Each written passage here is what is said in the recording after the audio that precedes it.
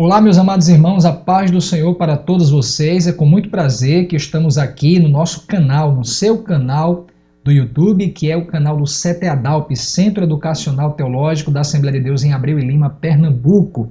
Queremos mandar um abraço já de antemão também para o nosso pastor-presidente, pastor Roberto José dos Santos, para o nosso diretor-geral, nosso pastor Paulo Filho. Também mandamos um abraço para todos os nossos queridos professores do Centro Educacional, como também os alunos, e também para você que está nos assistindo. Já peço para que você se inscreva nesse canal, também clique aí no sininho para receber as notificações dos vídeos que estaremos postando aqui para vocês, tá certo? Estou aqui com o professor Marcelo, um dos professores do CETEADALP. Pai do Senhor. Amém, pastor. Prazer tê-lo aqui. E nesse vídeo nós iremos falar um pouco sobre a história da igreja. É um tema realmente que mexe muito com cada um de nós, porque nós precisamos ter conhecimento da nossa história para poder saber as bases da fé cristã. A gente sabe que a história da igreja ela é dividida em várias etapas, né? Cada historiador divide da sua forma, mas basicamente sabemos que existe a igreja primitiva, aquela lá de Atos dos Apóstolos, depois vem o período dos mártires, depois os pais da igreja. Logo em seguida vem o período medieval, né, ali da igreja já da antiguidade, por cerca de 1000 anos. Vem um período assim de pré-reformadores, depois o período da reforma protestante e assim sucessivamente, de modo que nós ainda fazemos parte da história da igreja. Professor Marcelo, nesse vídeo nós queremos tratar um pouco sobre uma etapa dessa história da igreja, que é a etapa chamada do período dos mártires, né? Algo que chama muito a atenção de todos aqueles que compõem a igreja, muitos hinos que são cantados fazendo menção desse período em que muitos servos do Senhor sofreram perseguições terríveis. Então, antes de qualquer coisa, acredito que você que está assistindo o vídeo já ouviu falar nessa palavra mártir, mas o que seria mártir no nosso entendimento aqui de uma maneira geral? Pastor Abraão, a paz do Senhor para todos que acompanham o nosso canal. É um prazer poder estar aqui nesse momento. O termo mártir, normalmente, ele tem um sentido de alguém que professa a fé e, por causa dessa fé, ele é submetido, né, a alguns flagelos por não negar a sua fé. E isso é o que significa ser um mártir. É ser morto ou ser submetido ao flagelo por não renunciar à sua fé, seja lá qual for a penalidade, mas ele permanece convicto daquilo que crê. Exato. Inclusive, há um mártir na Bíblia que acredita ser o primeiro grande mártir da história da igreja, que é o Estevão, né? Perfeitamente. Estevão, né, historicamente, ele é tido como o primeiro mártir da igreja e ele foi morto justamente por ser cristão, por abraçar a nova fé ou aquele novo movimento cristão que estava ainda iniciando-se, né?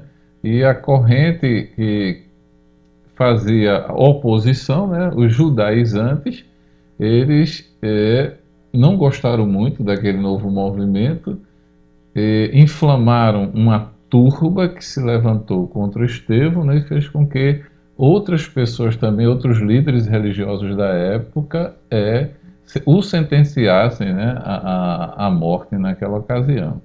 Exatamente. Então é considerado o primeiro mártir da igreja, Estevão. Exato. É mencionado também no capítulo 12 do livro de Atos. Me parece que o primeiro apóstolo a ter sido martirizado foi Tiago, o irmão de João. Não é isso? Perfeitamente.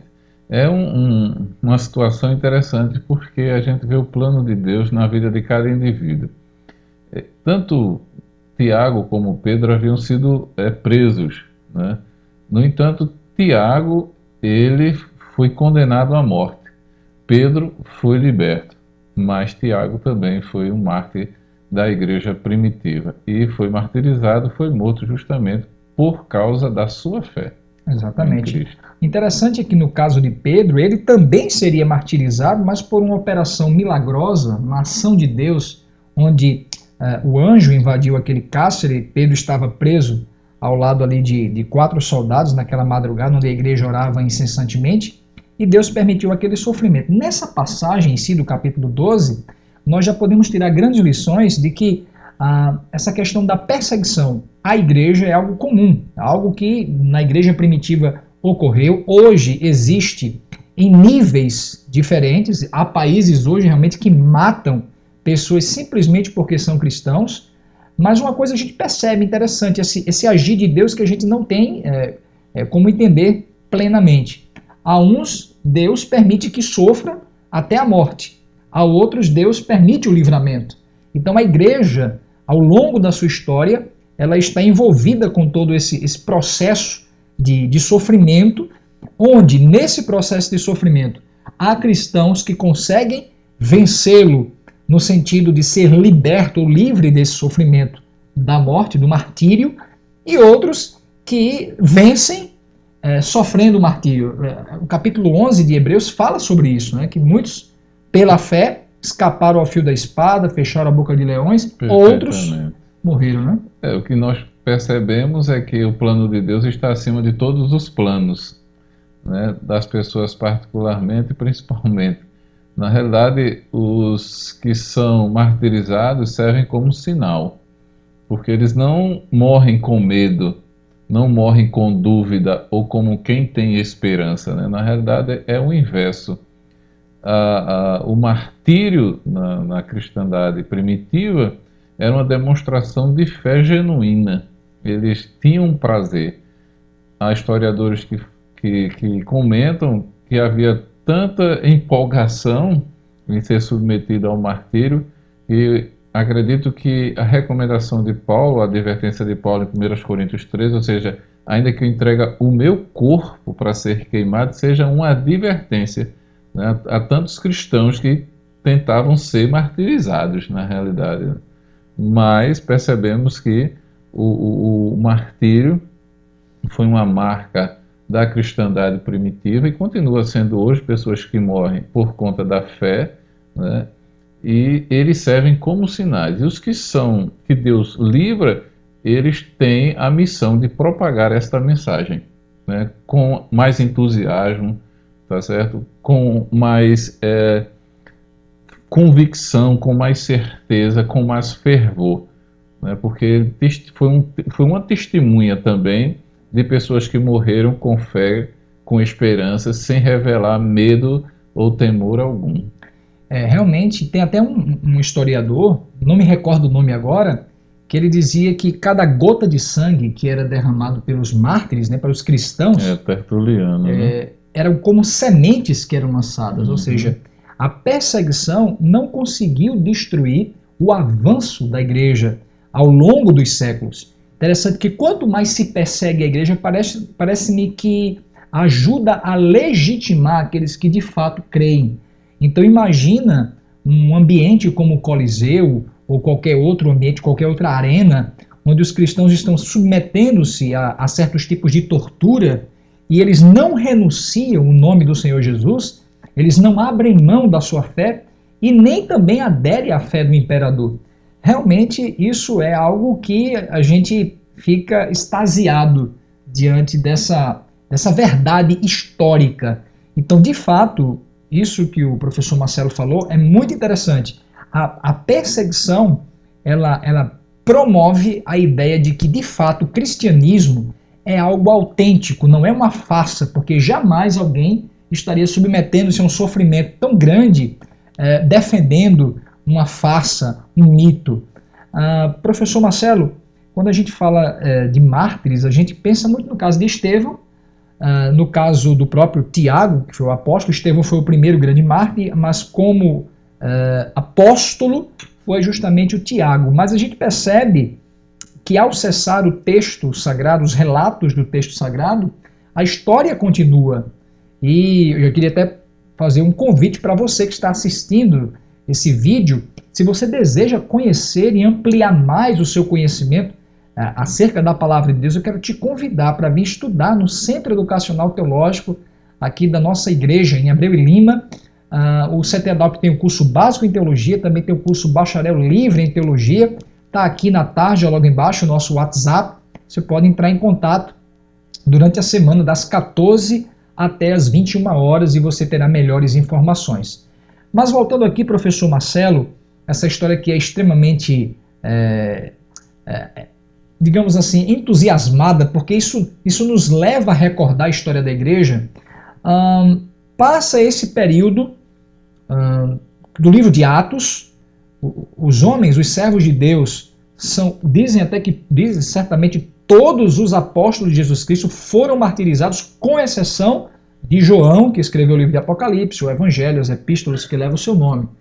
Mas quando cessa esse primeiro século, até o ano 100, né, depois de Cristo, a Bíblia fechou o cânon. Quais são assim os mártires que fazem parte dessa história já bem antiga, muito próxima ali dos apóstolos? Poderia citar o nome de alguns? Perfeitamente, né? Esse processo, né, de matança, esse genocídio, ele permaneceu, né, por pelo menos até o quarto século. E um dos destaques que se é dado dentro da história, por exemplo, Inácio, que era bispo de Antioquia, e que por não adorar ou não ceder à pressão do império, né, ele foi condenado ao martírio, né, foi levado ao Coliseu para ser ali tragado pelas feras. Ele, nesse trajeto, ele escreve 7 cartas, né, que os nossos irmãos podem encontrar na coleção da patrística, né? Essa daqui, a verdinha aqui? É a verdinha, o primeiro volume. Também há outras traduções que são feitas, né? E pode ter acesso às cartas de Inácio de Antioquia. Então ele escreve, inclusive, para Policarpo. Sim. Né, e escreve à Igreja de Roma. E nessa carta ele pede aos romanos, aos irmãos da Igreja de Roma, que não tentem impedir, não façam nada para impedir, porque ele quer ser martirizado, ele quer ser tragado, na realidade, pelas feras, né? Ele quer ser como trigo moído de Deus na boca das feras. Ele chega a dizer que se as feras elas não tomarem iniciativa, ele vai provocá-las, porque essa seria a única forma de fato ser discípulo do Senhor. Então, Inácio é um dos primeiros, né, pós-apóstolos, a ser martirizado, mas certamente muitos outros naquele momento ou antes, mas ele assume aí esse protagonismo, esse papel aí de importância, dado a sua liderança, né? É um bispo da igreja, não abriu mão da fé, foi levado até o Coliseu, e nesse período ainda assim escreveu 7 cartas, recomendando às igrejas que receberam a carta que permanecessem fiéis aos seus líderes. Que maravilha, né? Você acabou de citar também o caso do Policarpo. Me parece que Policarpo ele foi discípulo do próprio João, não é isso? Sim, existe a tradição de que ele tenha sido discípulo de João e que também foi martirizado já com longa data, né? Já era um ancião, tá certo? E aí ele foi feito algumas propostas para que ele renunciasse ao Senhor Jesus Cristo. E aí vem a frase, ou seja, há 85 anos, ou 84, o Senhor nunca me abandonou, porque eu o abandonaria agora, né? E também foi martirizado. Impressionante essa frase.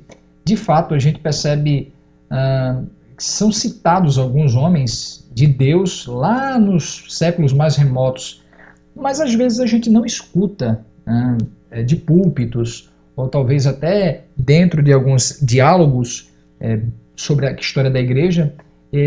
Raramente, às vezes, a gente escuta citação do nome de mulheres, né? Houveram também, assim, claro que houve certamente, mas quais mulheres assim relevantes daquele período nós poderíamos citar, de acordo com aquilo que o senhor já tem estudado, tem pesquisado? Inclusive, daqui a pouquinho, fica até o final do vídeo, nós vamos citar algumas bibliografias interessantíssimas para aqueles que desejam estudar a história da igreja. Inclusive, nós temos a nossa livraria, né, a livraria da nossa igreja, que é a livraria Arca Missionária, que fica ao lado do Templo Central, em Abreu e Lima. E lá você pode encontrar diversos livros e certamente muitos desses que nós vamos citar aqui você poderá adquirir lá naquela livraria abençoada. Então, professor Marcelo, quais mulheres foram assim mais relevantes? Porque quando a gente fala de perseguição e de sofrimento, de martírio, famílias eram levadas. Na verdade, não eram casos isolados. Famílias inteiras eram levadas para o martírio.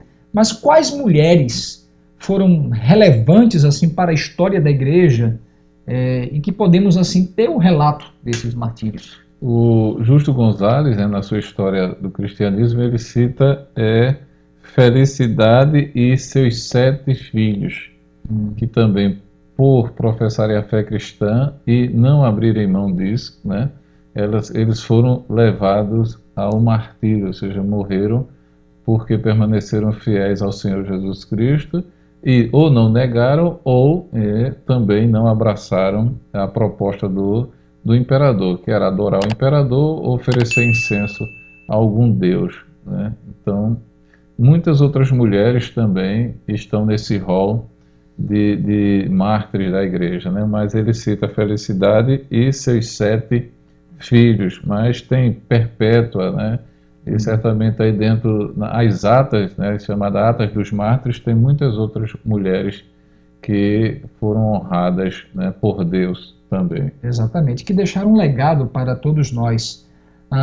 Você acabou de citar o Justo Gonzalez, ele é um grande historiador da história da igreja e certamente temos muito que aprender através dos seus escritos. Basicamente, professor Marcelo, o que é que causava toda essa perseguição? A gente percebe que no contexto bíblico, no período ali da igreja primitiva, houve inicialmente uma perseguição religiosa.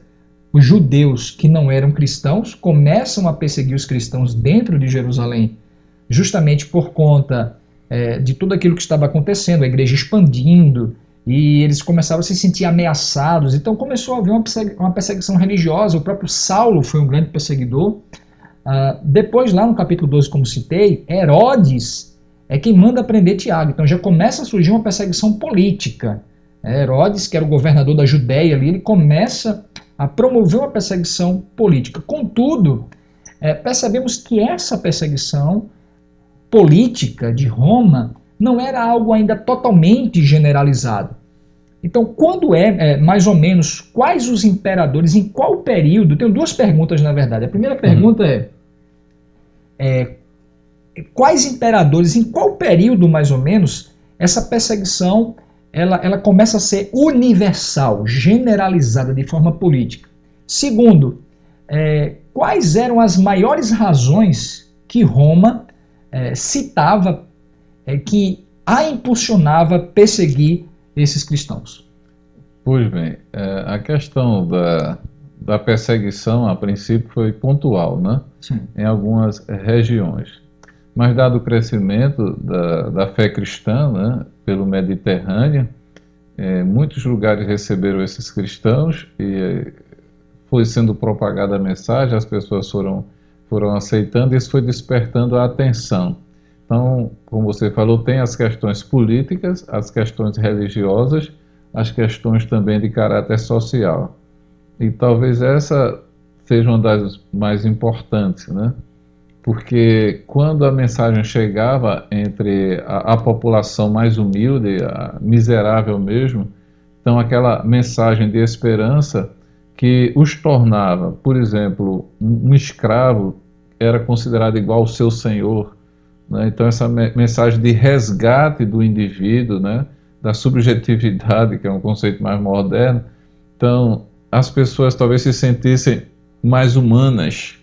E isso, de fato, era intolerável, né, por parte de um romano ser igual, por exemplo, a um escravo. Isso era inadmissível. Então, isso provocou, de certa forma, a ira das autoridades, a questão política, né, porque eles permaneciam ali fixos na ideia do monoteísmo, né, que é a herança judaica, né? Eram monoteístas, então só adorava a um Deus, então não aderiram ao sincretismo, né, dentro do Império Romano, entendeu? Então nós vamos ter já, por exemplo, na parte de Nero, né? Ou mesmo antes, mas Nero, ele tinha um projeto para Roma e não podia implantar um projeto estrutural. Então ele tem a ideia, né, disse alguns historiadores, de ir até a fogo em Roma. Muitos bairros são comprometidos, 2 bairros pelo menos ficam ali intactos, e onde estaria a maioria dos cristãos, e que vão ser agora os bodes expiatórios de Nero. Então, nós já temos aí um dos primeiros momentos de perseguição estatal, né? Ou seja, ele já vai ser de um caráter mais universal, porque parte do império. Sim. Né? Alguns líderes também pedem opinião ao imperador posteriormente, porque nós tínhamos, quando a situação não era universalizada, não existia uma lei, como um edito de Nero, que mesmo após sua morte, todas as leis dele foram suplantadas, exceto o edito para perseguir os cristãos. Tá certo? Então, alguns líderes, em dados momentos, não editavam uma lei, mas qualquer indivíduo da sociedade tinha autoridade para levar um cristão ao tribunal. E naquela ocasião ele sempre era condenado. Então não havia, em alguns momentos, oficialmente a perseguição, mas qualquer cidadão poderia sim levar, né? Nós vamos ter a figura de Trajano, também sobre quem Policarpo morreu, né? Temos a figura de Antônio Pio também, que foi outro perseguidor da igreja do Senhor Jesus Cristo, tá certo? O próprio Marco Aurélio, né? Que oficializa, é oficial, tá certo? É um importante líder, mas nós vamos ter outros momentos até chegarmos a Nero, até chegarmos ao próprio Constantino. Sim. Muitos outros, 2 ou 3 momentos no máximo, ele foi uma lei de caráter universal, né? Mas antes disso, porém, eram perseguições locais, pontuais, né? E quando ela não era oficial, qualquer indivíduo poderia acusar um cristão e levá-lo ao tribunal. Inclusive começaram a surgir algumas acusações infundadas, né? A gente percebe que nesse período de perseguição universal, também tem o Domiciano, um outro imperador. Então, a gente percebe que com o Antônio Pio, com o Trajano, né, antes, o próprio Marco Aurélio, o Domiciano, nós percebemos que aí começa a ser uma perseguição de forma generalizada, universal, e uma das coisas, professor Marcelo, que eu percebo é essa questão que os cristãos não se curvavam diante do imperador. E eu acho que isso certamente trazia uma grande ira, porque o imperador ele pedia, a partir de dado momento, para ser adorado como um deus. E os cristãos não assim faziam. Mas me parece também que houveram alguns tipos de acusações, do tipo canibalismo, incesto e coisas do tipo. Por que atribuíam esse termo a eles, que eles eram canibais, que os cristãos eram canibais, que os cristãos praticavam incesto? Estavam fundadas em que essas afirmações? Na realidade, as reuniões cristãs, né, eles aconteciam de certa forma em oculto, né? Eles se resguardavam justamente temendo a perseguição. Então, nessas reuniões, por exemplo, na ocasião da Santa Ceia, né, bebia-se o vinho, que era o símbolo do sangue de Cristo, e comia-se o pão, que era o símbolo da carne de Cristo. Então imaginavam-se que eles estavam literalmente comendo a carne e bebendo o sangue de Cristo, né? Eles, dentro daquele processo de comunhão, então o tratamento era de irmãos. Sim. Bom, irmãos casando com irmãos, né? Então, isso foi uma das razões que a oposição usou para apresentar aos imperadores, né, que eles eram, na realidade, uma seita que deveria ser evitada. Ou seja, mal Perseguido. interpretavam as expressões deles, né? E meu irmão, daqui a pouco, por exemplo, estava casado com a minha esposa, minha irmã, irmã, e aí informava essa ideia do incesto, como também essa questão, comer da carne de Cristo, beber do sangue, eita, eles estão... de fato, foram situações complicadas. É por isso que você depois vai ter os apologistas explicando, né? Sim. Na sequência a gente vai ter os apologistas explicando. Há uma outra declaração de Pedro, né, muito conhecida, e que conflita diretamente com os interesses do imperador, né, que quando ele disse que não há nenhum outro nome dado entre os homens pelo qual devamos ser salvos. Então isso é uma declaração que conflitava diretamente com os interesses políticos do império. Então é uma declaração ousada. Ok. Ok, professor Marcelo, eu vou fazer uma última pergunta para esse vídeo, né? Nós vamos ter depois uma continuação, um segundo vídeo, concluindo essa parte dos mártires. É um tema muito empolgante. Eu acredito que você que está participando aí desse vídeo, você fique à vontade para tecer o seu comentário, compartilhe esse vídeo com seus amigos, com outras pessoas que gostam de Bíblia.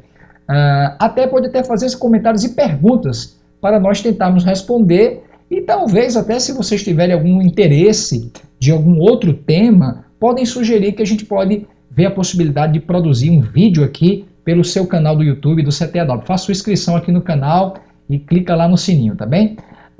Eu vou fazer essa última pergunta e depois eu gostaria que o senhor apresentasse aqui a bibliografia sugerida para quem quer conhecer mais sobre a história da igreja. A questão é, quais contribuições podemos tirar desse período de tanta perseguição dos primeiros séculos da igreja primitiva?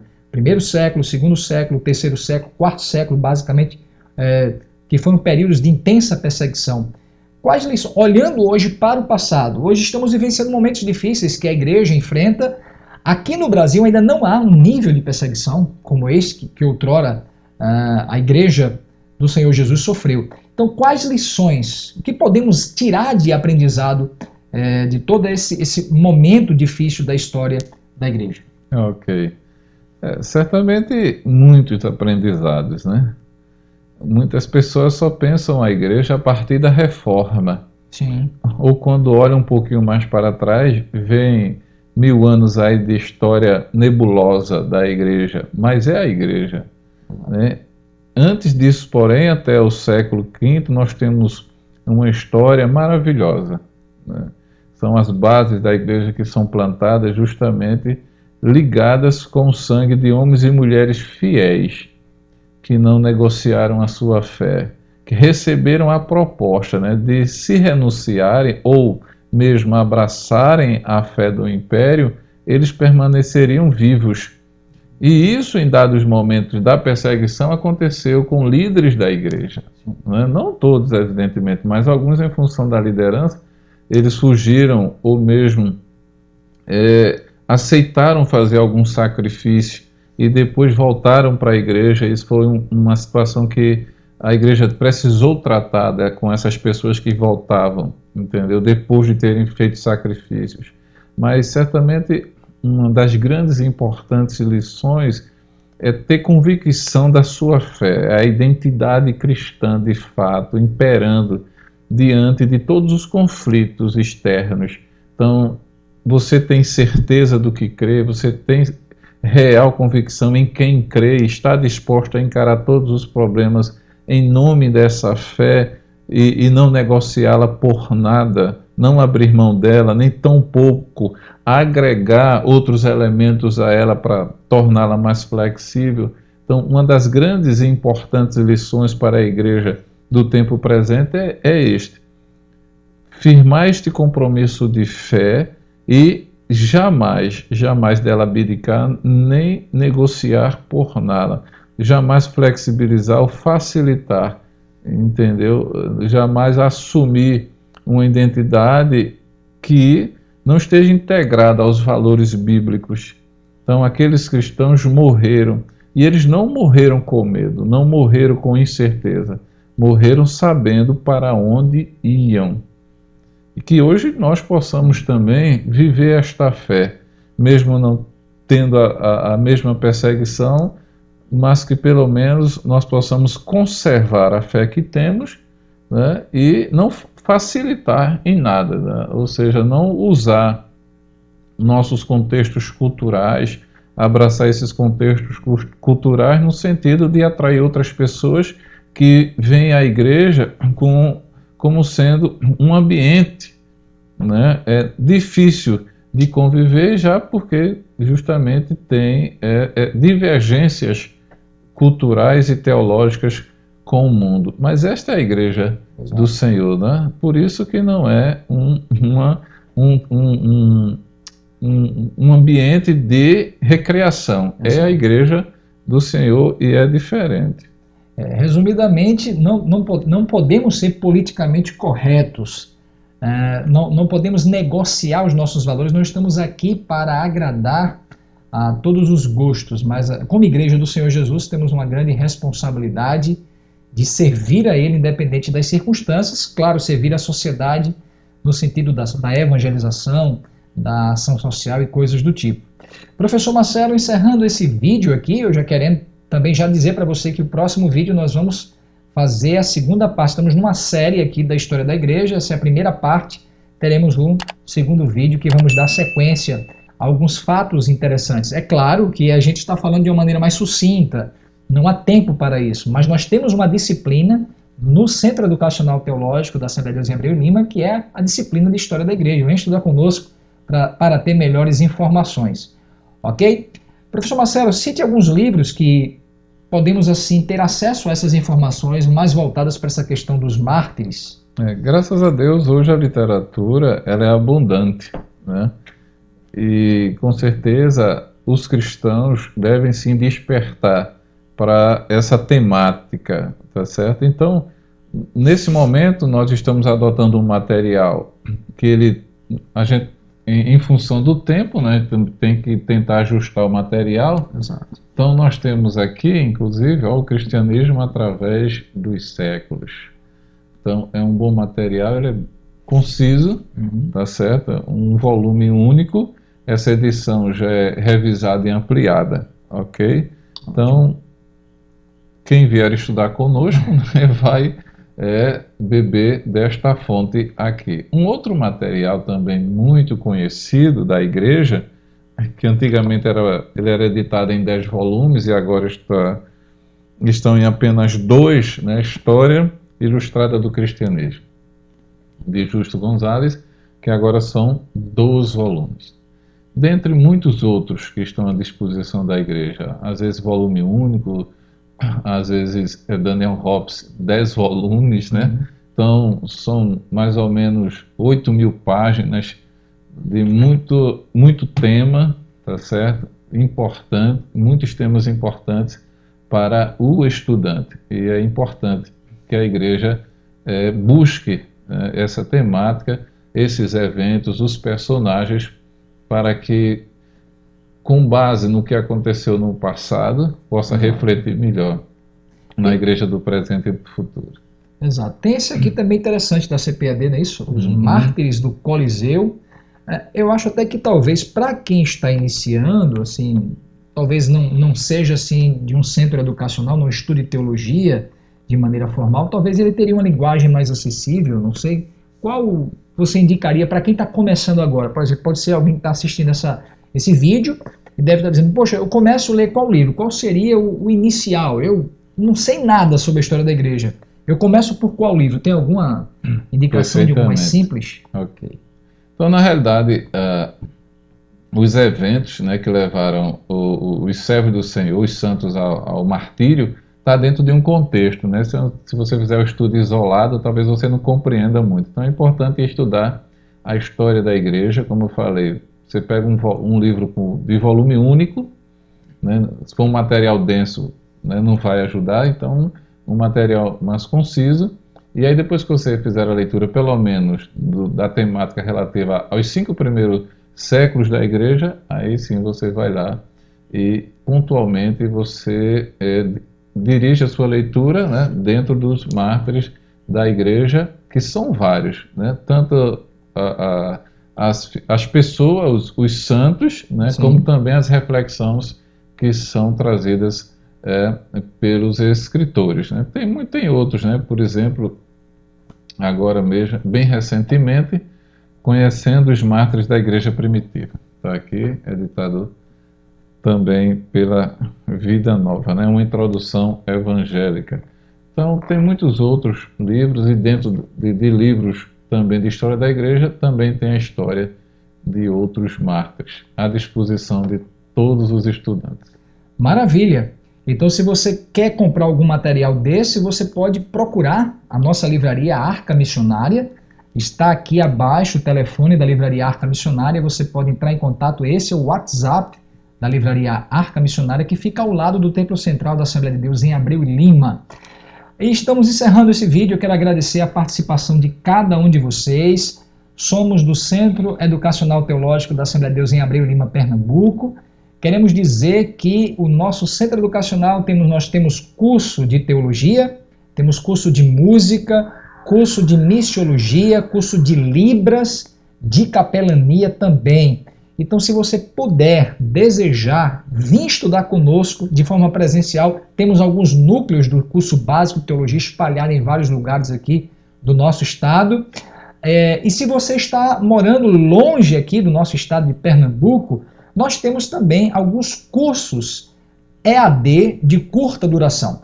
Você pode estudar, temos no momento 4 cursos de curta duração, EAD, temos um curso de homilética, temos um curso também de hermenêutica, o curso de pedagogia cristã transformadora, temos também o curso de pregação expositiva e temos mais um que eu havia esquecido, que é de teologias pós-modernas. Dentre esses professores, desses cursos que ministram, está o nosso pastor Altair Germano, o pastor Kleber Maia, o pastor Silas Daniel. Então, entre em contato aqui com o nosso WhatsApp do CT Adalp e procure melhores informações sobre os nossos cursos do CT Adalp, presenciais e também à distância. Pastor Marcelo, professor Marcelo, foi um prazer estar com o senhor. Amém. Nesse vídeo, que Deus lhe abençoe. Amém. E brevemente vamos fazer um segundo vídeo sobre essa temática aqui interessante, História da Igreja. Que Deus te abençoe e até a próxima, em nome de Jesus. Amém.